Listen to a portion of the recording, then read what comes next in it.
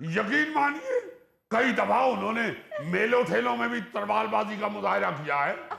बड़ा फ्रॉक पहन के ऐसे घूमते थे तलवार के साथ, लोगों को पता ही नहीं चलता था कि नवाब साहब तलवारबाजी कर रहे हैं या लच्छो बंदरिया नाच रही है। यार कहते तुम नवाब हो और कारनामे तमाम बुजुर्गों के पधारियों वाले हैं।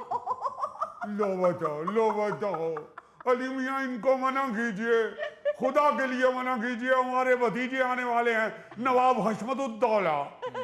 आपको पहले भी बताया बड़े जज्बाती आदमी हैं वो तो, अगर उन्होंने इस तरह की कोई बात सुन ली तो यहाँ खूरेज़ी न शुरू हो जाए। चुगताई साहब, आप भी खामखा में बात को बढ़ा रहे हैं। नवाब साहब ठीक कह रहे हैं, उनके यहाँ मेहमान आ रहे हैं, कुछ तो मोहल्लेदारी का पास रखिए। चले ठीक है अली साहब, मैं कुछ नहीं कहता। अब ये अपने भतीजे का काम भी खुद ही करवाएगा, मुझसे ना कहे। आपको तो सिर्फ इसलिए कहा था कि नवाबों के लिए जरा किसी को दरख्वास्त करना मायूब लगता है, इसलिए आपको कह दिया। आपको यही नहीं मालूम, नवाबों के काम आए तो अल्लाह भी राजी होता है। हमारे दादा कहा करते थे कि जो नवाबों की मदद करता है उसके रिस्क में भी इजाफा होता है और उसकी औलाद भी बाअदब होती है। वाह वाह वाह, बिस्कुट और बोतल लाऊं नवाब साहब? जज़ाकल्लाह। बाबर मियाँ, अभी छोटे नवाब साहब आएंगे ना तो फिर लाइएगा बोतल और बिस्किट। वाह वाह, छोटे नवाब ताड़ना नहीं गरीब ने। नवाब साहब, बोतल की ऑफर हो रही है, आम नहीं खिलाने तो आम वाली बोतल ही पिलवा दे। घूंघट निकालिए बस।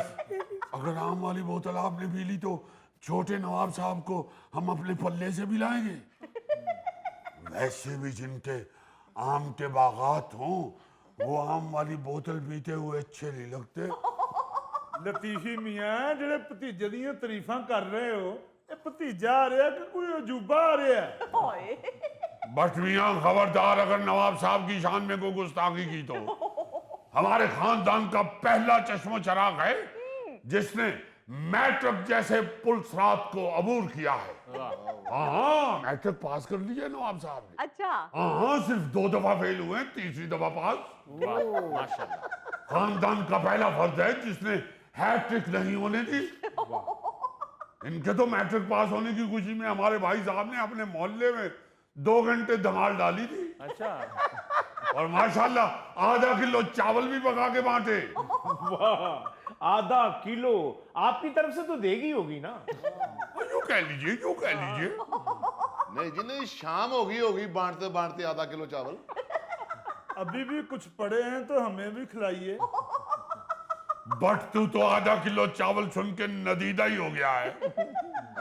अभी तो हमने ये नहीं बताया कि बीच में आधा पाव सफेद चने भी डाले थे। और अभी तक ये भी नहीं क्लियर किया कि चावल साबुत थे या टोटा था। बाबर मियाँ, साबुत चावल तो हमारी रियासत की हुक्मरानी तक ही पके, उसके बाद तो फिर टोटा ही पका है। यानी गुर्बत 3 पुश्तों से चली आ रही है। खुदा के लिए ऐसी बातें मत कीजिए, आपको बताया है छोटे नवाब साहब आने वाले हैं। अरे ये क्या चीज है? लगता है किसी ने तार वाला जहाज छोड़ा है। मुझे तो लगता है किसी ने तीर हमारी तरफ छोड़ा है। ओ नहीं भाई, वीडियो गेम का हीरो आया है। आदाब अर्ज है, आदाब अर्ज है। आधा वर्ष है। उधर बैठो जा। अरे ये क्या जुल्म कर दिया, और ये क्या किया? तो भाई क्या कर रहे हैं आप लोग? देखिए, छोटे नवाब साहब को नजरों से ही गिरा दिया। ये है छोटे नवाब साहब? तो और क्या? यार मैं अपनी दुकान से खिड़की उठा लूं, कहीं छोटे नवाब साहब का खून मेरी गर्दन पे ना आ जाए। उठिए नवाब साहब, उठिए, यहाँ कहीं बिल्ली ना आ जाए। उठिए नवाब साहब, यहाँ बैठिए, हम आपके लिए पानी लेकर आते हैं। जल्दी से लाइए पानी, चमची भी ले आइएगा। आपको कोई चोट तो नहीं लगी? नहीं। आप फिक्र न कीजिए, इन्होंने गिराया है आपको, इस वक्त तक हुकूमतें हिल गई होगी। चाचा हजूर, वो तो अल्लाह का शुक्र है कि हम आपकी तरफ आते हुए तलवार घर पे रखा है, वरना अब तक यहाँ पे जंग का माहौल बन चुका होता। नवाब साहब, आप तलवार उठा लेते हैं। अरे क्या बात कर रही है? ऐसे ही तहफुजात का इजहार दुश्मनों ने उस वक्त भी किया था जब नवाब साहब मैट्रिक का इम्तिहान देने वाले थे। दुश्मन कहना शुरू हो गए कि इन्होंने कहां से इम्तिहान देना है, इनसे तो कलम ही नहीं उठाया जाएगा।